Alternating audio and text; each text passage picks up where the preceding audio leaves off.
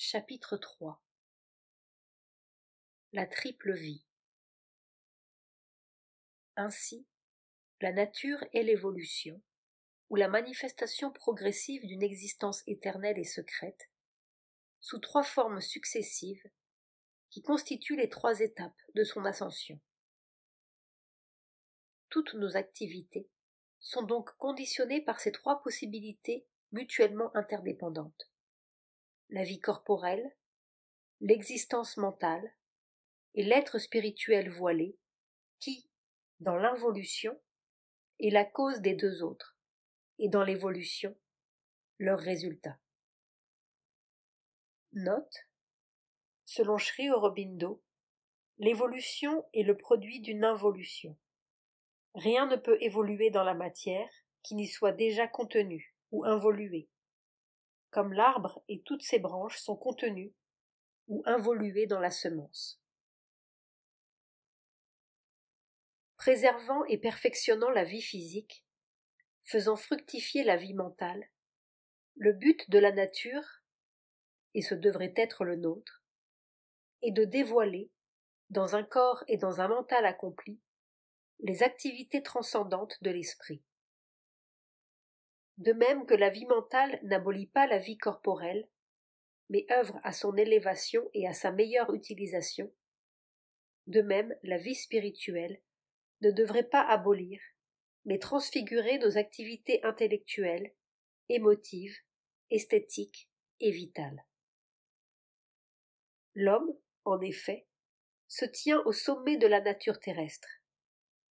Il est, sur la terre, le seul instrument en lequel puisse s'accomplir pleinement l'évolution de la nature et le lieu d'une triple naissance.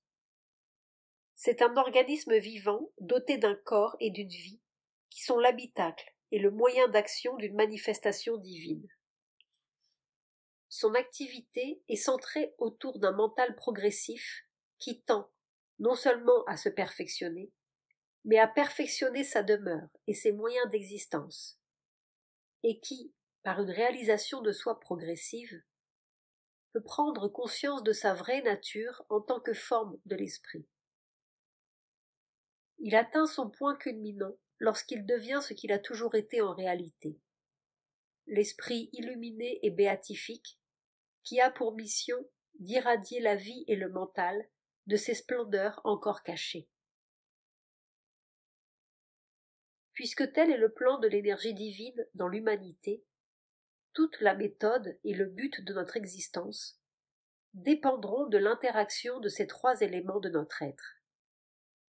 Et puisque ces éléments se sont formulés séparément dans la nature, l'homme a devant lui le choix entre trois genres de vie: l'existence matérielle ordinaire, une vie d'activité mentale et de progrès, et l'immuable béatitude spirituelle.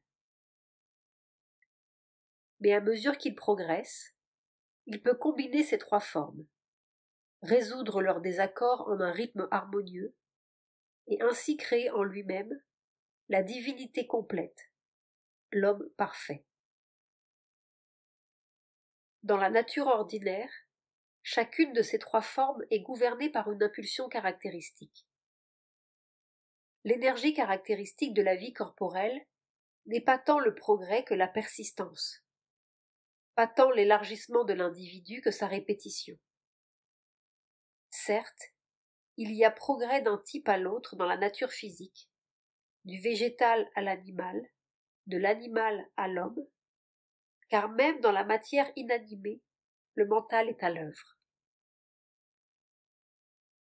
Mais une fois qu'un type est physiquement délimité, la préoccupation principale et immédiate de la mère terrestre semble de le perpétuer par une constante reproduction. Car toujours la vie cherche l'immortalité.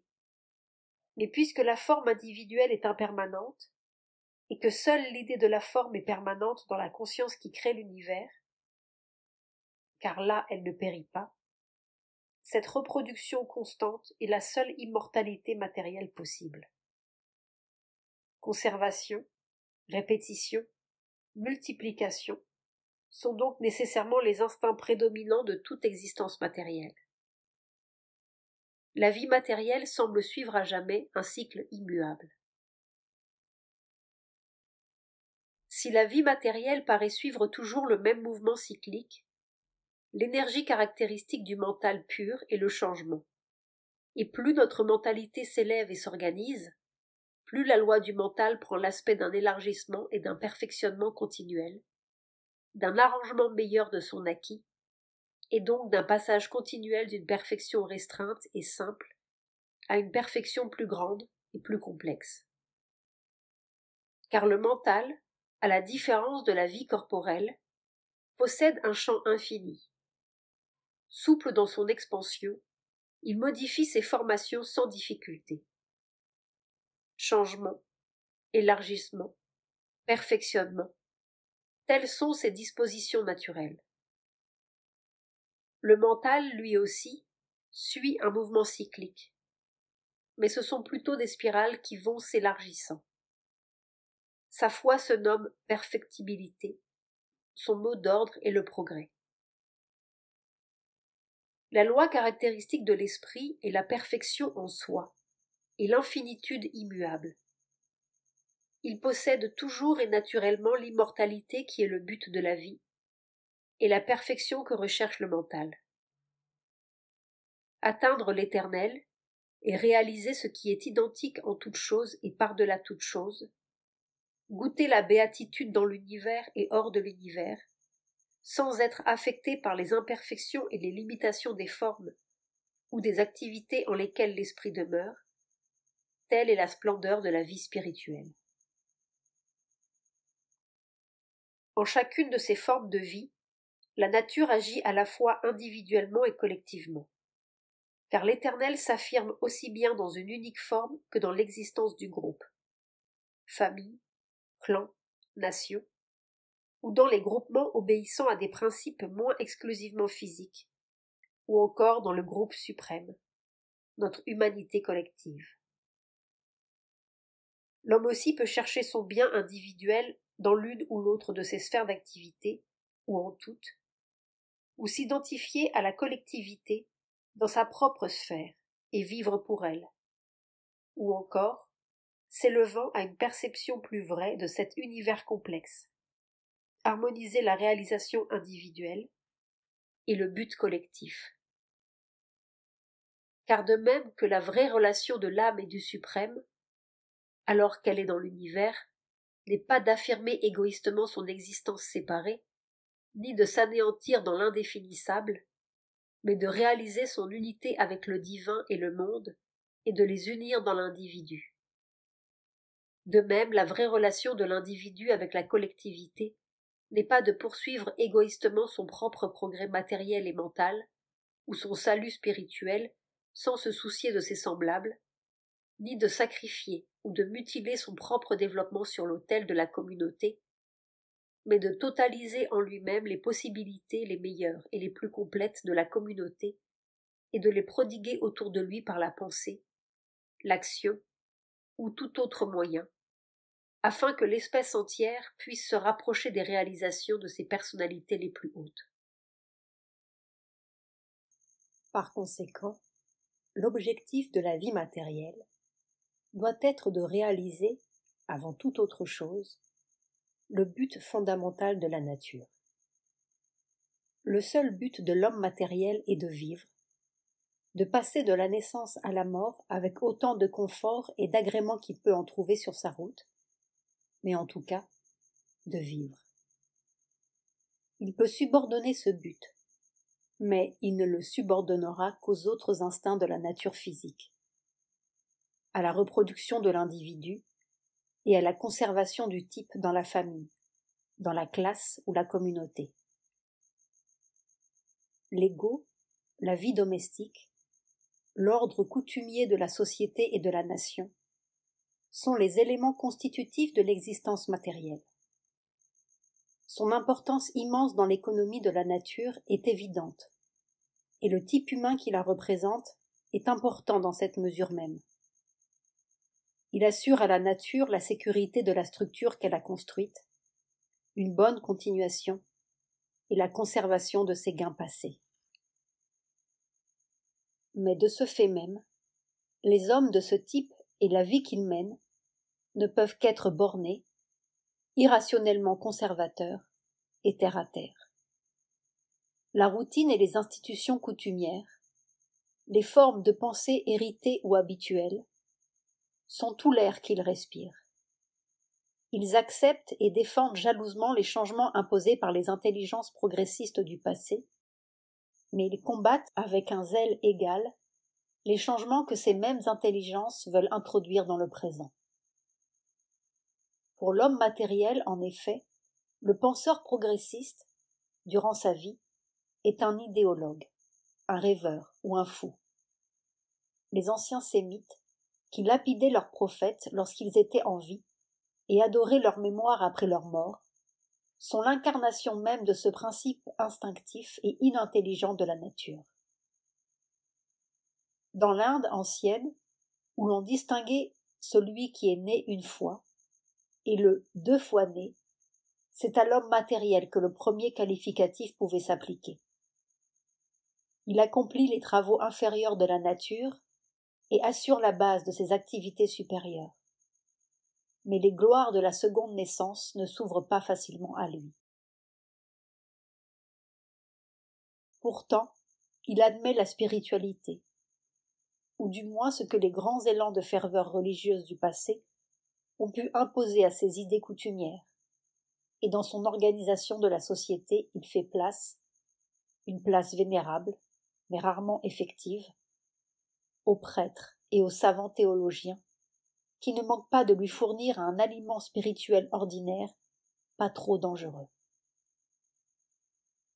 Mais à l'homme qui veut affirmer en toute indépendance la liberté de l'expérience spirituelle et de la vie spirituelle, il assigne, si toutefois il le reconnaît, non l'habit du prêtre, mais la robe du sannyasi, qu'il exerce sa dangereuse liberté en dehors de la société.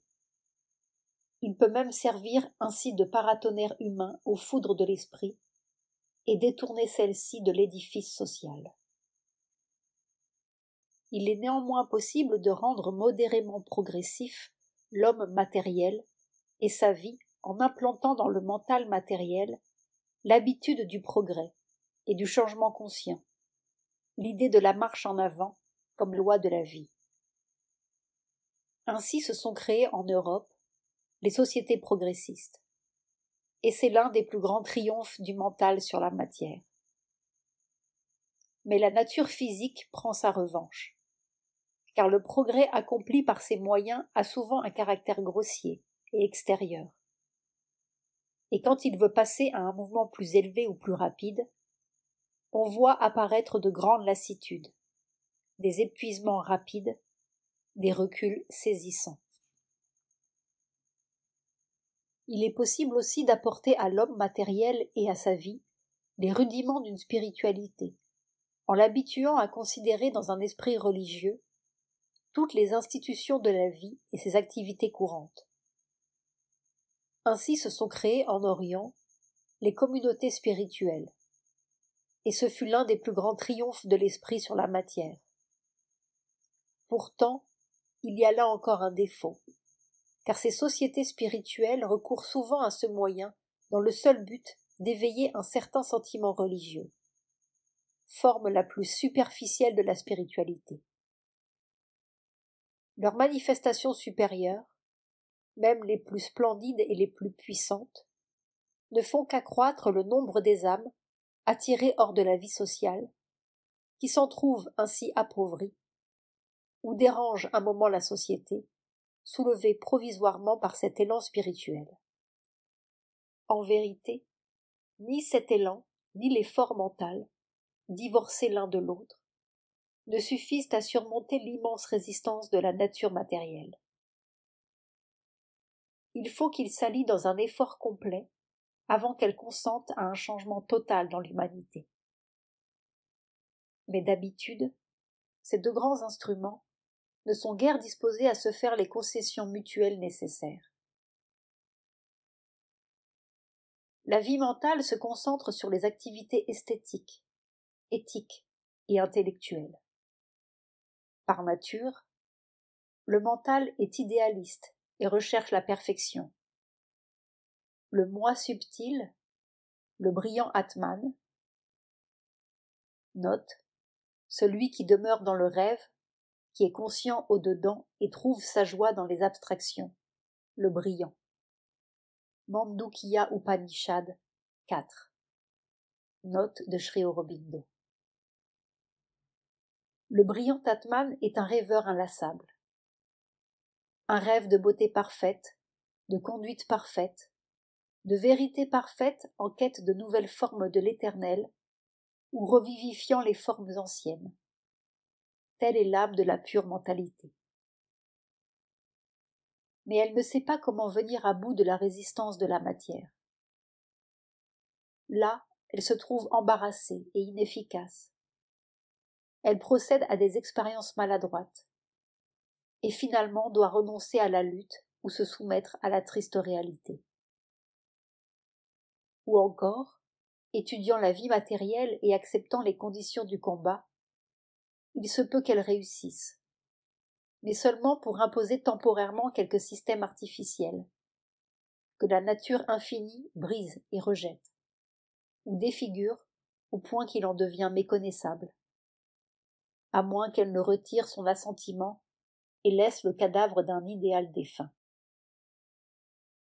Rares et dispersées sont les réalisations du rêveur en l'homme, qui furent acceptées de bon cœur par le monde, et que le monde aime à garder en mémoire, ou cherche à cultiver dans sa vie. Quand l'abîme entre la vie réelle et la nature du penseur devient trop grande, le mental se retire de la vie en quelque sorte, afin d'œuvrer plus librement dans sa propre sphère. Le poète qui vit dans ses visions brillantes, l'artiste absorbé dans son art, le philosophe solitaire, penché sur les problèmes de l'intellect dans sa retraite, le savant et l'érudit préoccupés de leurs seules études et de leurs expériences, étaient souvent autrefois, et sont encore assez souvent aujourd'hui, les sannyasis de l'intellect. Tout le passé de l'humanité témoigne du travail qu'ils ont fait pour elle. Mais cette réclusion ne se justifie que pour certaines activités spéciales. Le mental ne trouve pleinement sa force et sa mesure que lorsqu'il se jette dans la vie et en accepte les possibilités autant que les résistances comme le moyen d'une plus grande perfection. La lutte contre les difficultés du monde matériel forge le caractère moral des individus, et diverses écoles de pensée élaborent une éthique. En contact avec la vie et ses réalités, l'art acquiert une plus grande vitalité.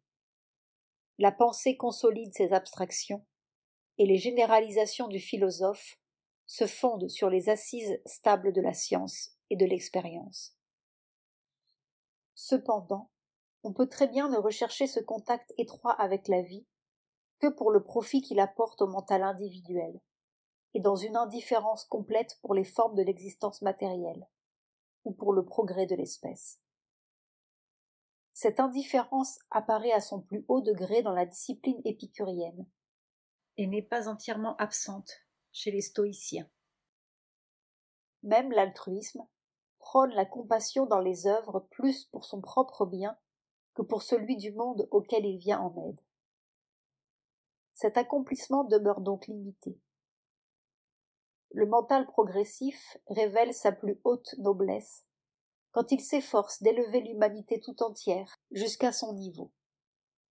Soit qu'il sème à tout vent l'image de sa pensée et de sa réalisation, soit qu'il change la vie matérielle de l'espèce en lui donnant des formes nouvelles, religieuses, intellectuelles, sociales ou politiques, cherchant à représenter plus fidèlement cet idéal de vérité, de beauté, de justice, de rectitude qui illumine l'âme humaine. Dans ce domaine, l'échec importe peu, car cette seule tentative est en soi dynamique et créatrice. La lutte du mental pour élever la vie est la promesse et la condition de la conquête de la vie par quelque chose de plus haut, que le mental lui-même.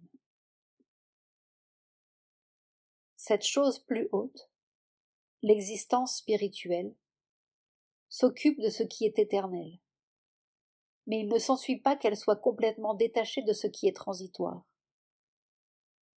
Pour l'homme spirituel, la beauté parfaite dont rêve le mental s'accomplit dans une beauté, une félicité et un amour éternel qui ne dépendent de rien et se trouvent également derrière toutes les apparences objectives. Son rêve de vérité parfaite s'accomplit dans la vérité suprême et éternelle existant en soi, évidente en soi et qui ne varie jamais, mais qui explique toutes les variations, car elle est leur secret et le but de tous les progrès. Son rêve d'action parfaite s'accomplit dans la loi toute puissante et spontanée qui demeure à jamais au cœur de toute chose, et qui se traduit ici-bas par le rythme des mondes. Les visions fugitives, ou les efforts de création constants du moi lumineux, sont une réalité éternellement existante dans le moi qui sait et qui est le Seigneur. Note. L'unifié, en qui la pensée consciente est concentrée, qui est la toute félicité et le possesseur de la félicité, le sage. Celui-là est le Seigneur de tout, l'omniscient, le guide intérieur. Mandukya Upanishad 5, 6. Note de Sri Aurobindo. Mais s'il est souvent difficile pour la vie mentale de s'adapter à cette activité matérielle épaisse et résistante, combien l'existence spirituelle doit-elle trouver plus difficile encore de subsister dans un monde qui semble rempli, non de vérité, mais de tous les mensonges et de toutes les illusions, non d'amour et de beauté, mais d'une discorde et d'une laideur générale, non de la loi de la vérité, mais d'un égoïsme et d'un péché triomphant. C'est pourquoi la vie spirituelle tend aisément chez le saint et le sannyasi à se retirer de l'existence matérielle et à rejeter celle-ci totalement et physiquement, ou pour le moins en esprit. Elle voit en ce monde un royaume du mal ou de l'ignorance, et l'éternel est divin, dans un ciel lointain ou au-delà, là où il n'y a ni monde, ni vie. Elle se sépare intérieurement, voire physiquement, des impuretés du monde. Elle affirme la réalité spirituelle dans un isolement sans tache. Ce retrait rend un service inestimable à la vie matérielle elle-même, en l'obligeant à considérer, et même à saluer avec respect, quelque chose qui est la négation directe de ses idéaux mesquins, de ses préoccupations sordides et de sa suffisance égoïste. Mais un pouvoir suprême comme la force spirituelle ne peut pas limiter ainsi son œuvre dans le monde. La vie spirituelle peut aussi se retourner vers la vie matérielle et en faire le moyen d'une plus grande plénitude spirituelle. Refusant d'être aveuglée par les dualités et les apparences, elle peut chercher en toutes les apparences, quelles qu'elles soient, la vision du même Seigneur, de la même vérité éternelle, de la même beauté, du même amour, de la même félicité éternelle. La formule védantique, le moi est en toutes choses sont dans le moi, et toutes choses sont les devenirs du moi, est la clé de ce yoga plus riche et plus totalement inclusif. Cependant, la vie spirituelle, comme la vie mentale, peut utiliser l'existence extérieure au profit de l'individu, sans se soucier aucunement de l'élévation collective de ce monde purement symbolique dont elle se sert. Puisque l'Éternel est à jamais identique en toutes choses, et que toutes choses sont identiques pour l'Éternel, et puisque le mode d'action précis et le résultat n'ont aucune importance par rapport à la préparation intérieure à la seule grande réalisation, Cette indifférence spirituelle nous pousse à accepter n'importe quel milieu, n'importe quelle action sans préférence, et elle est prête à se retirer dès que sa fin suprême est atteinte. C'est ainsi que la plupart ont compris l'idéal de la Gita. Certes, il est possible que la béatitude et l'amour intérieur se répandent sur le monde sous forme de bonnes actions, de service du prochain et de compassion, et que la vérité intérieure s'exprime sous forme d'enseignement, mais sans chercher pour autant à transformer un monde qui reste ce qu'il doit être de par sa nature inaliénable. Un champ de bataille des dualités, où s'affrontent le péché et la vertu, la vérité et l'erreur, la joie et la souffrance. Mais s'il est vrai que le progrès aussi est l'un des termes essentiels de l'existence dans le monde, et si la manifestation progressive du divin est le vrai sens de la nature, cette limitation non plus n'est pas valable. La vie spirituelle dans le monde, et c'est sa mission réelle, peut transformer la vie matérielle à son image, qui est l'image du divin. C'est pourquoi, à côté des grands solitaires qui ont cherché et atteint leur libération personnelle, nous trouvons les grands instructeurs spirituels qui ont libéré les autres aussi. Et suprêmes parmi toutes, les grandes âmes dynamiques qui, se sentant plus fortes par la puissance de l'esprit que toutes les forces de la vie matérielle réunies, se sont jetées sur le monde et l'ont saisi à bras-le-corps dans une lutte d'amour pour le forcer à consentir à sa propre transfiguration. D'ordinaire, l'effort se concentre sur le changement mental et moral de l'humanité, mais il peut s'élargir aussi et vouloir modifier les formes de notre vie et ses institutions, afin qu'elles aussi deviennent un meilleur réceptacle des influx de l'esprit. Ces tentatives sont les suprêmes jalons du développement progressif des idéaux humains. Elles sont la préparation divine de l'espèce. Chacune, quels qu'aient été ses résultats extérieurs, a rendu la terre plus capable de s'ouvrir au ciel et accéléré le mouvement traînant du yoga évolutif de la nature. Dans l'Inde, depuis un millénaire et même davantage, la vie spirituelle et la vie matérielle ont vécu côte à côte, en excluant le mental progressif.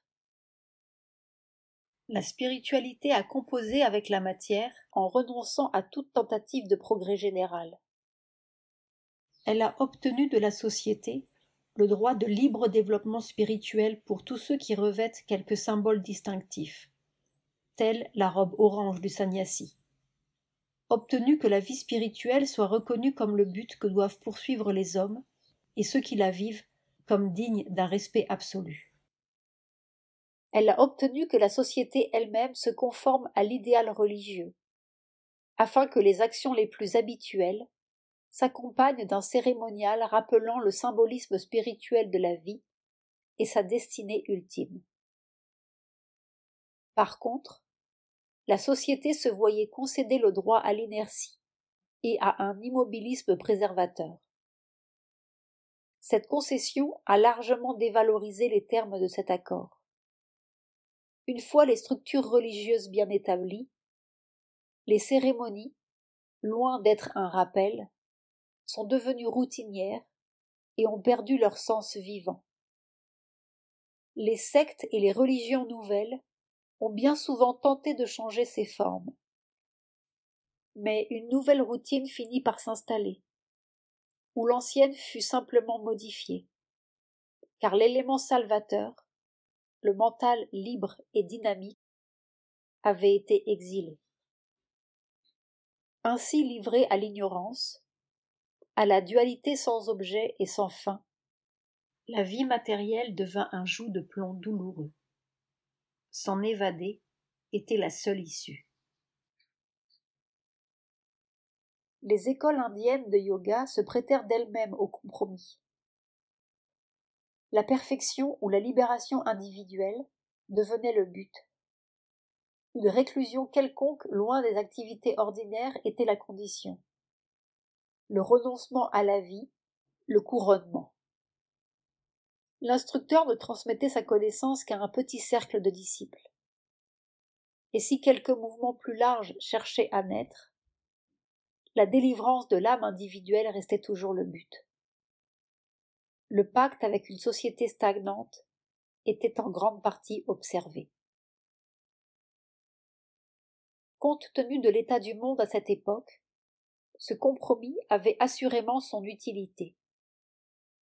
En Inde, il aidait la société à suivre son penchant, à préserver et vénérer la spiritualité dans ce pays à part, où, comme dans une forteresse, l'idéal spirituel le plus élevé pouvait garder sa pureté la plus absolue, sans succomber au siège des forces environnantes.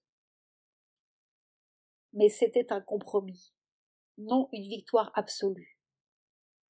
La vie matérielle y a perdu l'impulsion divine qui la poussait à croître. La vie spirituelle préservée par l'isolement, sa hauteur et sa pureté, mais sacrifiait son plein pouvoir et perdait son utilité pour le monde. C'est pourquoi, dans la prévoyance divine, le pays des yogis et des sannyasis a dû finalement se heurter violemment et inéluctablement à ce qu'il avait rejeté, l'élément du mental progressif, afin qu'il puisse recouvrer ce qui maintenant lui manquait. Une fois de plus, il faut reconnaître que l'individu n'existe pas par lui-même seulement, mais aussi par la collectivité, et que la perfection ou la libération de l'individu ne sont pas la seule intention de Dieu dans le monde. Le libre usage de notre liberté comprend aussi la libération des autres, et celle de l'humanité. L'utilité parfaite de notre perfection, lorsque nous avons réalisé en nous-mêmes le symbole divin, est de le reproduire, de le multiplier, et finalement de l'universaliser en autrui. Par conséquent, du point de vue concret de la vie humaine avec sa triple potentialité, nous arrivons à la même conclusion que celle que nous avons tirée de l'observation du fonctionnement général de la nature, avec les 3 étapes de son évolution. Et nous commençons à percevoir le but complet de notre synthèse des yogas. L'esprit est le couronnement de l'existence universelle. La matière est sa base, le mental est le lien qui les unit. L'esprit est celui qui est éternel. Le mental et la matière sont ses opérations. L'esprit est cela qui est caché et qui doit être révélé. Le mental et le corps sont les moyens par lesquels il cherche à se révéler. L'esprit est l'image du Seigneur du yoga. Le mental et le corps sont les moyens qu'il a fournis afin de reproduire cette image dans l'existence phénoménale. La nature entière est un essai de révélation progressive de la vérité cachée, une reproduction de plus en plus accomplie de l'image divine. Mais ce que la nature cherche pour la masse, et par une lente évolution, le yoga l'effectue pour l'individu par une révolution rapide. Il procède par une intensification de toutes les énergies de la nature, une sublimation de toutes ses facultés. La nature développe avec difficulté la vie spirituelle et doit constamment revenir en arrière afin de préserver ses réalisations inférieures. En revanche, la force sublimée et la méthode concentrée du yoga peuvent aller droit au but et inclure la perfection du mental, et même, si elle le veut, la perfection du corps. La nature cherche le divin à travers ses propres symboles naturels. Le yoga va au-delà de la nature, jusqu'au Seigneur de la nature, au-delà de l'univers jusqu'au transcendant, et il peut revenir avec la lumière et le pouvoir transcendant, et avec le fiat du Tout-Puissant. mais finalement, leur but est le même. Le rayonnement du yoga dans l'humanité sera la dernière victoire de la nature sur ses propres lenteurs et ses propres déguisements. De même que par le mental progressif scientifique, elle cherche maintenant à préparer l'humanité entière au plein développement de la vie mentale. De même, par le yoga, elle cherche inévitablement à préparer l'humanité tout entière à l'évolution supérieure, la seconde naissance, l'existence spirituelle. Et de même que la vie mentale utilise et perfectionne la vie matérielle, de même la vie spirituelle utilisera et perfectionnera l'existence matérielle et mentale afin d'en faire les instruments d'une expression divine. L'âge de cet accomplissement est le Satya Yuga ou Krita Yuga légendaire, l'âge de la vérité manifeste dans le symbole et du grand œuvre achevé quand la nature dans l'humanité, illuminée, satisfaite et bienheureuse, repose au sommet de son entreprise. Note. Satya signifie vérité. Krita, effectué ou achevé. La tradition indienne distingue 4 cycles ou yugas dans le déroulement universel. Satya Yuga, l'âge de la vérité ou âge d'or. Treta Yuga, l'âge où il ne reste plus que les 3/4 de la vérité. Dvapara Yuga, l'âge où il ne reste plus que la moitié de la vérité. Kali Yuga, l'âge de fer ou âge noir, quand toute vérité a disparu. Après le Kali Yuga, revient le Satya Yuga, et ainsi de suite. C'est à l'homme de connaître les intentions de la mère universelle, sans plus longtemps la mal comprendre, et la mépriser, ou en faire mauvais usage. À lui d'aspirer toujours à son haut idéal en se servant des très puissants moyens qu'elle recèle.